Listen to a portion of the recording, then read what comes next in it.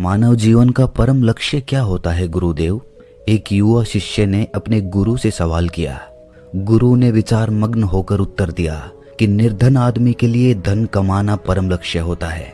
एक बीमार मनुष्य के लिए स्वस्थ शरीर सबसे बड़ा लक्ष्य होता है। किसी भी इंसान के पास जिस भी चीज की कमी होती है वही उसका परम लक्ष्य बन जाती है। उसे प्राप्त करने के लिए वो हर संभव प्रयास करता है, नाना प्रकार के षड्यंत्र रचता रहता है, उस वस्तु की कमी को पूरा करने के लिए भरपूर मेहनत भी करता है। लेकिन जब वो अपने लक्ष्य को प्राप्त कर लेता है तो उसकी उसमें से रुचि खत्म हो जाती है, उसका रस खत्म हो जाता है। सांसारिक लक्ष्यों की प्राप्ति से मन का भराव कभी नहीं हो सकता। मानव जीवन का परम लक्ष्य मन पर नियंत्रण होना चाहिए, क्योंकि मनुष्य का मन ही उसे असीम शांति की तरफ ले जा सकता है और कोई रास्ता नहीं है। आप चाहे जीवन में कुछ भी हासिल कर लो, लेकिन उन चीजों से मन का भराव कभी नहीं होगा। मन ही हमारे अंदर अशांति पैदा करता है। अगर उस मन को समझ लिया जाए, उसे अपने नियंत्रण में कर लिया जाए, तो वो हमें कभी भी अशांत नहीं कर पाएगा। वो अशांति इसीलिए पैदा कर पाता है क्योंकि हम अपने मन को समझने का प्रयास नहीं करते। मन को समझने का काम एक दिन में नहीं हो सकता है। धीरे धीरे अभ्यास के साथ मन की चाल पकड़ में आने लगती है। अपने मन पे नियंत्रण पाने के बाद तुम किसी भी चीज को, किसी भी वस्तु को या फिर किसी भी सांसारिक लक्ष्य को बड़ी आसानी के साथ प्राप्त कर सकते हो। किसी भी लक्ष्य को प्राप्त करने के लिए मेहनत करनी पड़ती है, लेकिन मेहनत करने का मन नहीं करता है। ये मन ही होता है जो हमें अपने लक्ष्य की ओर आगे नहीं बढ़ने देता, उसमें से रुचि खत्म कर देता है। शिष्य ने गुरु से दूसरा सवाल पूछा, गुरुदेव, दुनिया में सबसे बड़ा कर्म कौन सा कहलाता है?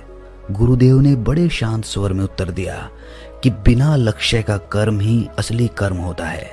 अमूमन हम जब भी कर्म करते हैं तो उसके पीछे कुछ ना कुछ लालच जुड़ा होता है, कुछ ना कुछ पाने की अभिलाषा होती है, और वही लालच, वही अभिलाषा उस कर्म को निष्कर्म बना देती है।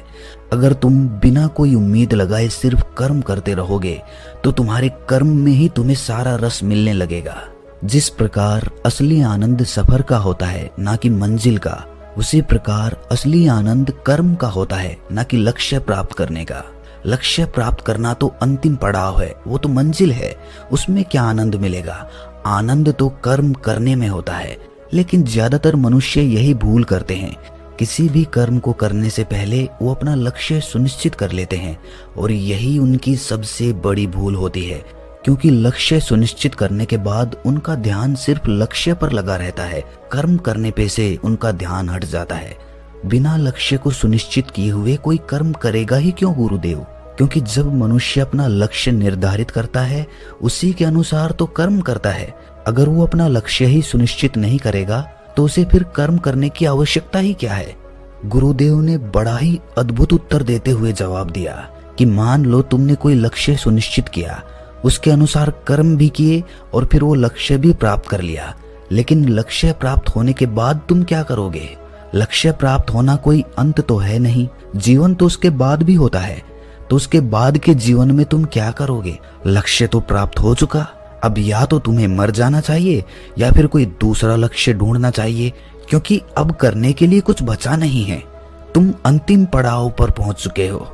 गुरुदेव ने जोर जोर से हंसते हुए कहना जारी रखा कि जीवन लक्ष्य प्राप्त करने के लिए नहीं मिला, जीवन तो जीने के लिए मिला है।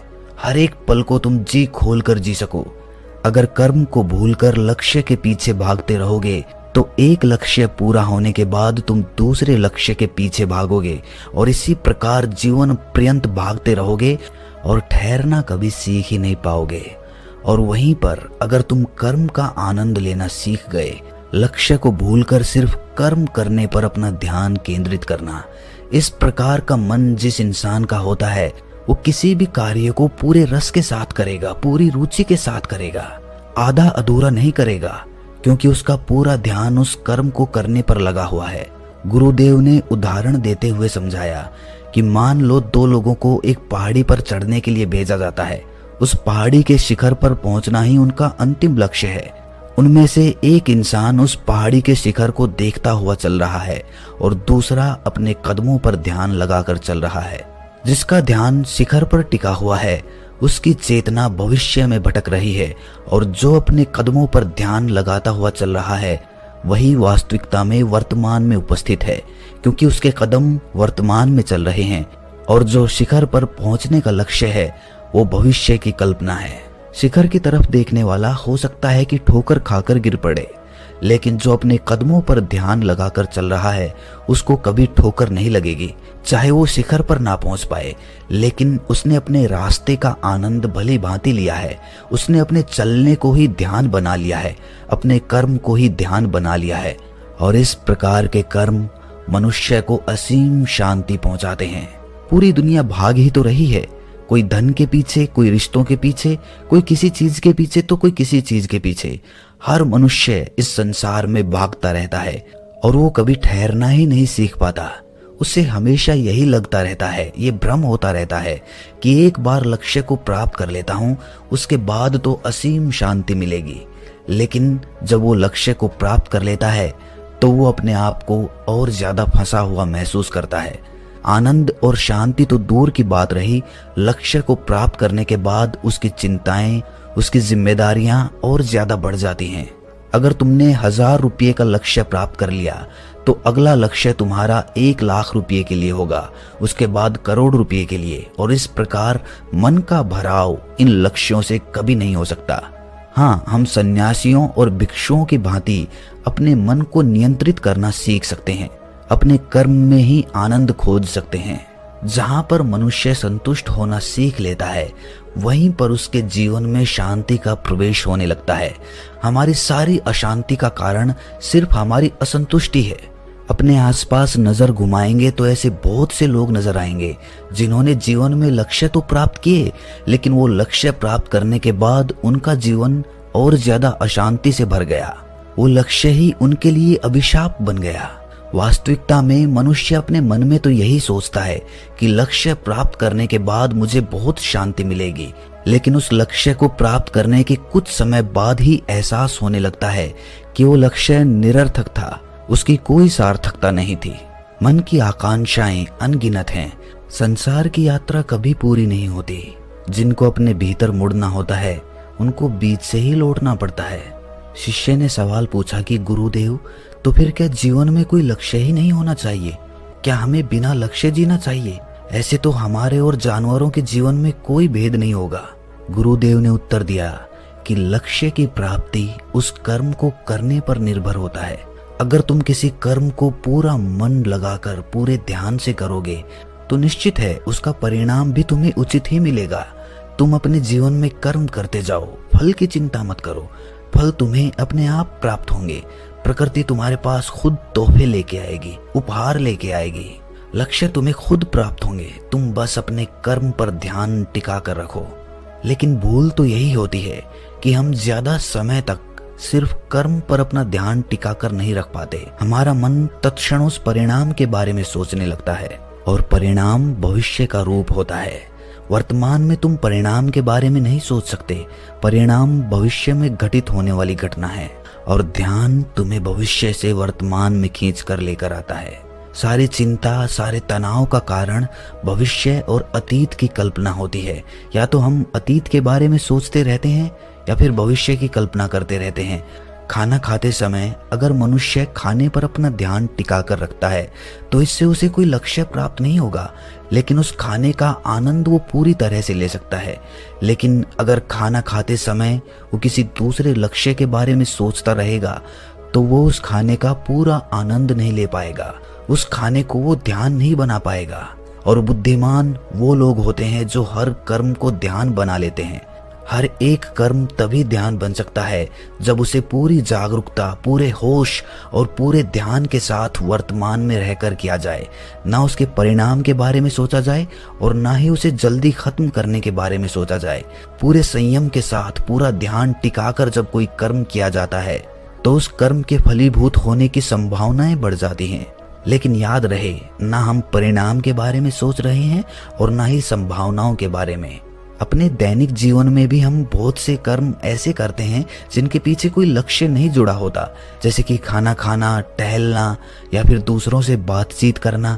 इनके पीछे कोई लक्ष्य नहीं होता और इन्हीं कर्मों को अगर पूरा ध्यान लगाकर किया जाए तो तुम्हारा हर कर्म ध्यान बनता चला जाएगा। फिर तुम्हें ध्यान करने के लिए अलग से बैठने की जरूरत नहीं रहेगी।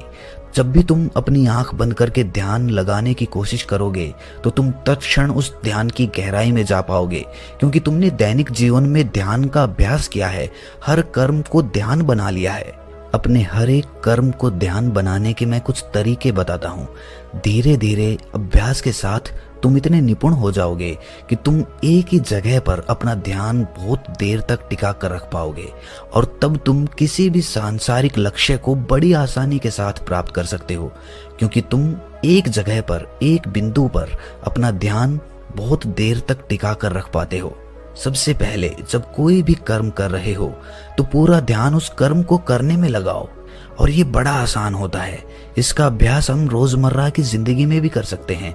अगर तुम खाना खाते हो तो पूरा ध्यान खाना खाने पे लगा दो।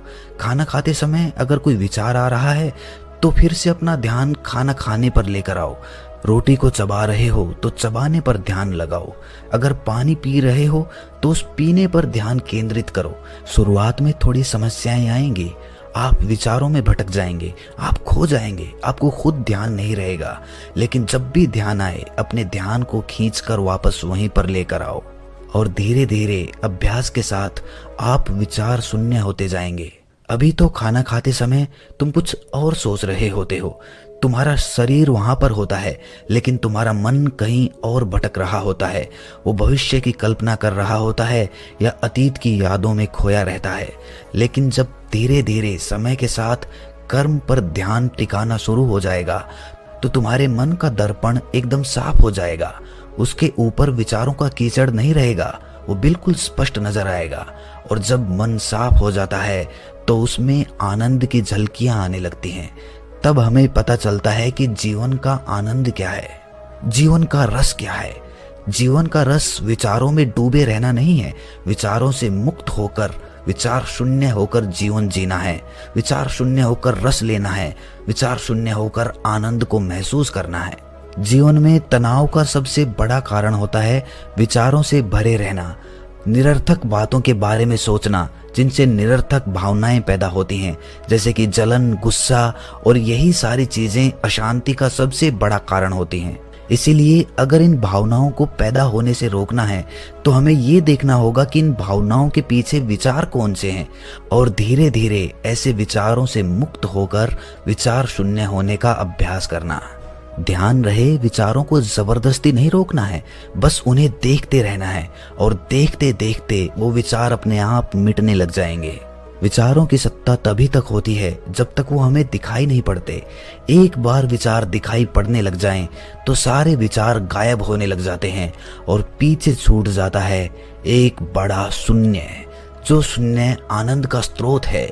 जिस शून्य को अनुभव करने के लिए नाना प्रकार के साधु, संत, सन्यासी पूरी उम्र, पूरी जिंदगी ध्यान करते रहते हैं, वही शून्य हमें ग्रस्त जीवन में जीते हुए प्राप्त करना होता है। और वो तभी प्राप्त हो सकता है जब हम अपने विचारों को देखना शुरू करें और देखते देखते विचार मिटने लग जाएं। ये कहकर गुरु ने शिष्य की पीठ थपथपाते हुए कहा कि ध्यान करने से ही हम अपने विचारों को समझ पाते हैं। इसीलिए अपने जीवन में ध्यान करने की आदत पालो। रोज ध्यान करो, चाहे थोड़ी देर के लिए ही सही, और तुम अपने जीवन में बड़े बदलाव महसूस कर पाओगे। जीवन को लेकर तुम्हारी समझ अपने आप बढ़ने लगेगी।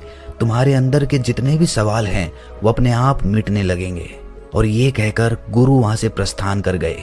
तो दोस्तों, कैसी लगी ये कहानी आपको कमेंट सेक्शन में ज़रूर बताना, और अच्छी लगी हो तो इस चैनल को सब्सक्राइब करके नोटिफिकेशन बेल को ज़रूर प्रेस कर देना। तो मिलते हैं अगली कहानी में, तब तक के लिए अपना ख्याल।